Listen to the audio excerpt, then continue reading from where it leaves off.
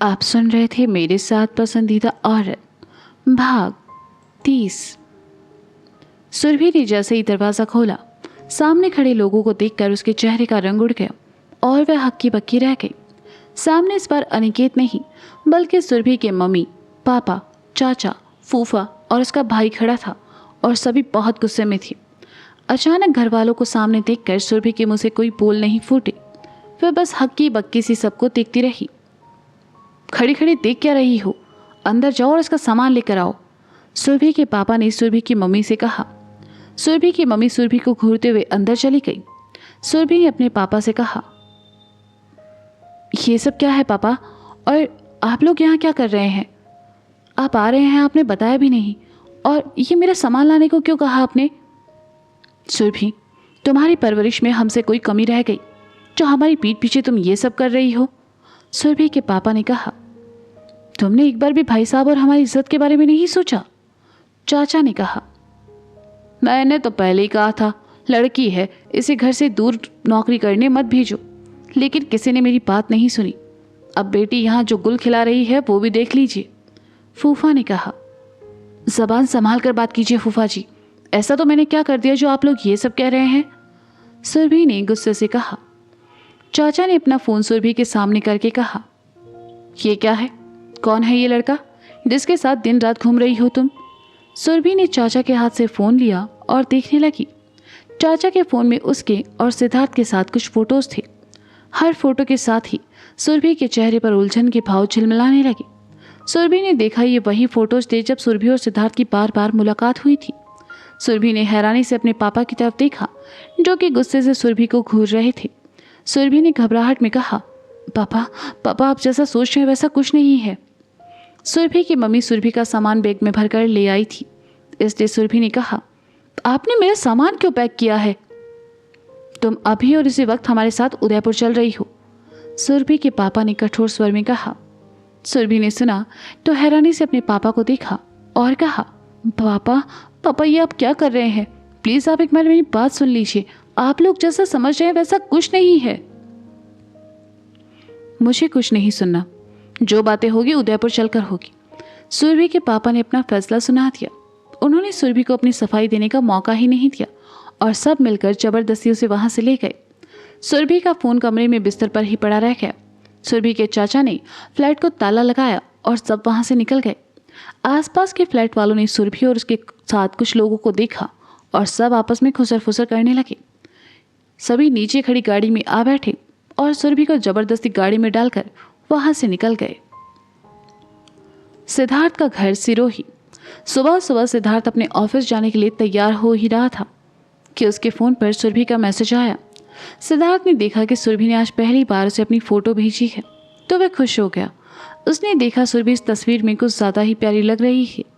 कानों में झुमके, ललाट पर बिंदी, आंखों में काजल, माथे पर टीका और दुपट्टा, ये सब देखकर एक पल के लिए तो सिद्धार्थ उसे अपनी दुल्हन के रूप में ही इमेजिन कर बैठा। सिद्धार्थ मुस्कुराते हुए सुरभि की तस्वीर को देख ही रहा था कि हॉल में टेबल पर सिद्धार्थ के लिए नाश्ता रखते हुए गिरिजा ने उसे आवाज लगाई। सिद्धार्थ ने जल्दी जल्दी सुरभि को कुछ लिखकर भेजा और अपना फोन बिस्तर पर रखकर बाहर चला आया। जगदीश जी सुबह सुबह नाश्ता करके अपने किसी रिश्तेदार से मिलने चले गए। सिद्धार्थ भी सुरभि के बारे में सोचते हुए नाश्ता करने लगा। नाश्ता करके सिद्धार्थ ने अपना बैग और अपना फोन लिया और ऑफिस के लिए निकल गया। घर से बाहर आकर सिद्धार्थ ने अपने बैग को गाड़ी में रखा और खुद ड्राइवर सीट पर आ बैठा। उसने गाड़ी स्टार्ट की और वहां से निकल गया। आज सिद्धार्थ का मन बहुत शांत और खुशी से भरा हुआ था। होता भी क्यों नहीं, उसकी जिंदगी में जो उथल पुथल मची थी वो अब कम जो होने लगी थी। गाड़ी चलाते हुए वह गुनगुनाने लगा। गाड़ी ट्रैफिक में आकर रुकी तो सिद्धार्थ खुद में ही बड़बड़ाया, आज मुझे ऑफिस नहीं जाना और सुरभि की भी छुट्टी है। क्यों ना शहर से बाहर जो आज की मीटिंग है उसमें सुरभि को भी लेकर चलूं। उसके साथ थोड़ा वक्त बिताने का मौका भी मिल जाएगा और मैं ये भी जान पाऊंगा किसके दिल में मेरे लिए क्या है। पर क्या वो बाहर जाने के लिए हाँ कहेगी? आई थिंक थोड़े नखरे करेगी, लेकिन फिर मान जाएगी। सिद्धार्थ ये सब सोच ही रहा था कि ट्रैफिक खुला और उसने अपनी गाड़ी आगे बढ़ा दी। उसने गाड़ी सुरभि के अपार्टमेंट जाने वाले रोड की तरफ मोड़ दी। रास्ते में उसे एक ताज़ा फूलों की दुकान मिली। सिद्धार्थ ने गाड़ी रोकी और नीचे उतरकर दुकान पर चला आया। उसने सुरभि के लिए कुछ ताज़ा फूल खरीदे। पास ही एक दुकान थी, वहाँ से कुछ चॉकलेट लिए और गाड़ी में आ बैठा। उसने फूल और चॉकलेट अपने बगल वाली सीट पर रखे और मुस्कुराते हुए गाड़ी आगे बढ़ा दी। वो सिद्धार्थ जो अवनी के साथ होता था तो एक एक पैसे का हिसाब रखता था, अब सुरभि के लिए दिल खोल कर खर्च कर रहा था। गाड़ी अपार्टमेंट के बाहर साइड में लगाकर सिद्धार्थ फूल और चॉकलेट लिए अंदर आया और लिफ्ट में आकर सुरभि के फ्लैट वाले फ्लोर का बटन दबा दिया। आज कितनी ही बार वह सुरभि से मिला था, टकराया था, लेकिन आज जैसे जैसे लिफ्ट ऊपर जा रही थी उसके दिल की धड़कनें बढ़ रही थी। और ऐसा क्यों था यह सिद्धार्थ को नहीं पता था। वह लिफ्ट से बाहर आया, एक दो गहरी सांसें ली और सुरभि के फ्लैट के सामने चला आया। मुस्कुराहट उसके होठों से जाने का नाम नहीं ले रही थी। उसने दरवाजे पर लगे ताले को देखा ही नहीं और बेल बजा दी। सुरभि ने दरवाज़ा नहीं खोला। वो वहाँ होती तो दरवाज़ा खोलती। सिद्धार्थ ने कुछ देर इंतज़ार किया और फिर बेल बजा दी, लेकिन इस बार भी किसी ने दरवाज़ा नहीं खोला। सिद्धार्थ को हैरानी हुई। उसने अपना फ़ोन निकाला और सुरभि का नंबर डायल किया। रिंग जाती रही, लेकिन सुरभि ने फ़ोन नहीं उठाया। अब तो सिद्धार्थ को चिंता होने लगी कि आखिर क्या हुआ होगा। वह फ़ोन अपने होठों से लगाए सोचते हुए जैसे ही पलटा, उसकी नज़र दरवाजे पर लगे ताले पर पड़ी। दरवाजे पर ताला लगा देखकर सिद्धार्थ को और ज़्यादा हैरानी हुई और वह खुद में ही बड़बड़ाया, यहाँ तो ताला लगा है, आखिर वो कहाँ गई होगी? मेरा फ़ोन भी नहीं उठा रही। हो सकता है अपने ऑफिस गई हो, वहीं जाकर देखता हूँ। सिद्धार्थ उदास मन से वापस लिफ्ट की तरफ बढ़ गया। पृथ्वी ने अवनी के लिए क्रूज पर डेट के लिए एक स्पेशल टेबल बुक की थी। फिर अवनी के साथ क्रूज पर चला आया, जहाँ और भी कई लोग और कपल्स थे। गोवा आकर पृथ्वी को यहाँ के रंग में रंग चुका था। उसने क्रीम कलर की लेनिन पैंट और उस पर हाफ स्लीव्स का एक बहुत ही प्यारा सा मस्टर्ड शर्ट पहना था और आंखों पर धूप वाला चश्मा लगा रखा था, जिसमें वह बहुत ही कूल लग रहा था। वही अवनी ने उसके लिए बहुत ही प्यारा सा गाउन खरीदा था और अवनी भी पृथ्वी के लिए उसे पहन कर आई थी। न बहुत ज़्यादा मेकअप और न बहुत ज़्यादा गहने, बस गले में मंगलसूत्र और मांग में सिंदूर के अलावा ललाट पर छोटी लाल बिंदी और होठों पर हल्की लिपस्टिक थी। अवनी उस ड्रेस में बहुत ही प्यारी लग रही थी, इतनी कि पृथ्वी की नज़रें उससे हट नहीं पा रही थी और उस पर अवनी के चेहरे पर एक अलग ही नूर और ताजगी थी। पृथ्वी अवनी को लेकर अपनी बुक की टेबल के पास आया। उसने आंखों से चश्मा हटाकर शर्ट में टांग लिया और अवनी के बैठने के लिए कुर्सी खिसकाई। अवनी कुर्सी पर आ बैठी। मैं अभी आया, पृथ्वी ने अवनी का कंधा थपथपा कर कहा और वहाँ से चला गया। अवनी को तो यहाँ बैठकर बहुत अच्छा लग रहा था। वह पहले भी बनारस में कई बार क्रूज़ पर बैठी थी, लेकिन समंदर पर चलने वाले क्रूज़ में पहली बार बैठी थी, वो भी इतने बड़े जहाज़ पर जहाँ सैकड़ों लोग जमा थे। क्रूज़ धीमी रफ्तार से आगे बढ़ रहा था। अवनी कुर्सी से उठी और जहाज़ की दीवार के पास खड़े होकर समंदर के पानी को देखने लगी। पृथ्वी के साथ उसकी ज़िंदगी इतनी आसान और खूबसूरत हो जाएगी कि उसने कभी सपने में भी नहीं सोचा था। हवा से अवनी के बालों की कुछ लटें उड़कर उसके चेहरे पर आ रही थी, लेकिन अवनी ने उन्हें नहीं हटाया। वह एक सुकून में थी और उसकी आंखों में थी उसके आने वाले कल के सपने। अवनी खोई हुई थी कि पृथ्वी ने उसके पीछे आकर उसके गालों पर लहराते बालों को अपनी उंगलियों से बड़े प्यार से साइड में किया और कहा, इन्हें कोई हक नहीं है तुम्हारे गालों को छूने का। पृथ्वी की आवाज़ से अवनी की तंद्रा टूटी और उसने कहा, क्यों? अवनी के पीछे खड़े पृथ्वी ने अपने होठों से अवनी के गाल को छुआ और कहा, क्योंकि इन पर सिर्फ मेरा हक है।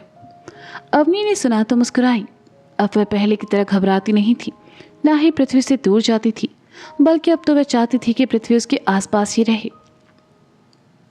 अवनी मुस्कुराते हुए पृथ्वी की तरफ पलटी तो पृथ्वी ने अपने दूसरे हाथ में छुपाए फूलों के एक बुके को अवनी के सामने करके कहा, ये आपके लिए मिसेज उपाध्याय।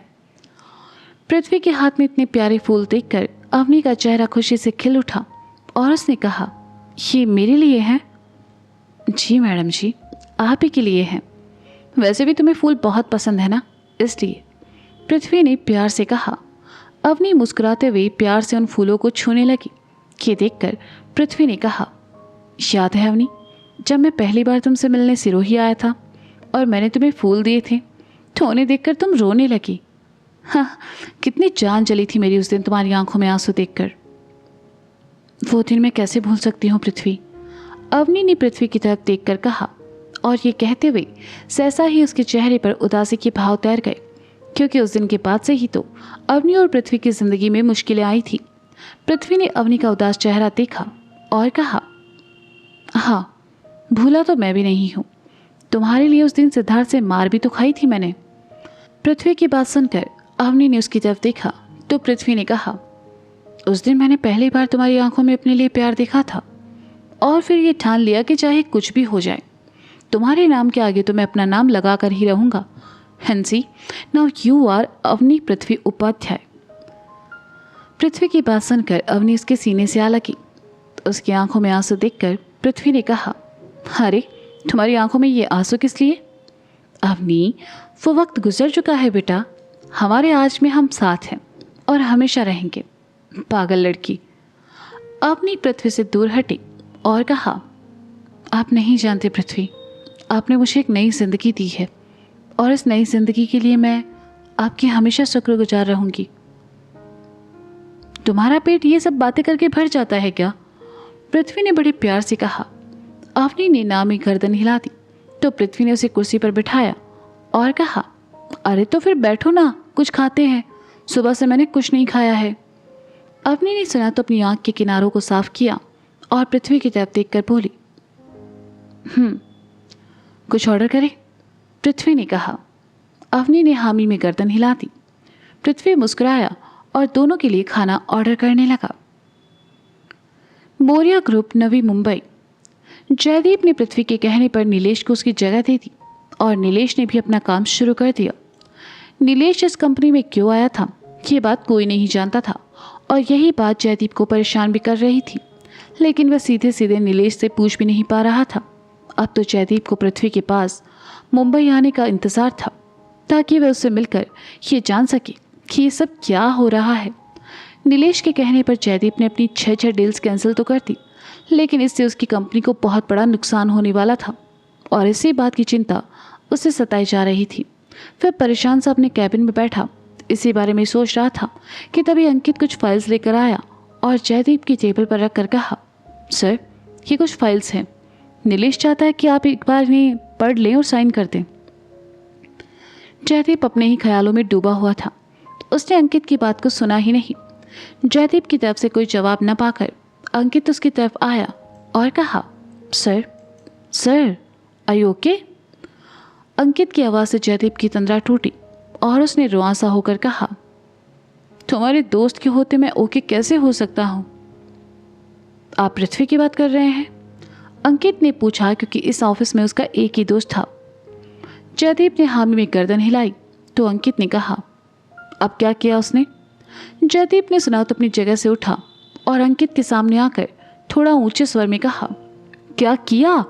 एक तो वो ये नौकरी छोड़कर चला गया, ऊपर से उसने अपनी जगह एक ऐसे कैंडिडेट को भेजा है जो देसाई ग्रुप का एक्स एम्प्लॉय रह चुका है, और उस पर सबसे बड़ी टेंशन की बात ये कि वो ऐसे काम कर रहा है जैसे बॉस मैं नहीं वो है।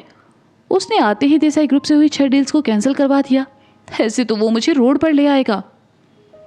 अंकित ने सुना तो उसे जयदीप की हालत पर दया आई और उसने कहा, सर, टेंशन वाली बात तो है। देखा, मैंने कहा था ना, टेंशन है अंकित, टेंशन है। जयदीप ने कहा, हाँ सर, टेंशन है, लेकिन टेंशन ये है कि रोड पर आने के बाद आप क्या करेंगे? अंकित ने जयदीप को छेड़ते हुए कहा और वहां से चला गया। जयदीप ने सुना और खुद में ही बड़बड़ाया, हाँ, सही कहा, रोड पर आकर मैं करूंगा क्या? लेकिन मैं रोड पर आऊंगा क्यों? ए अंकित!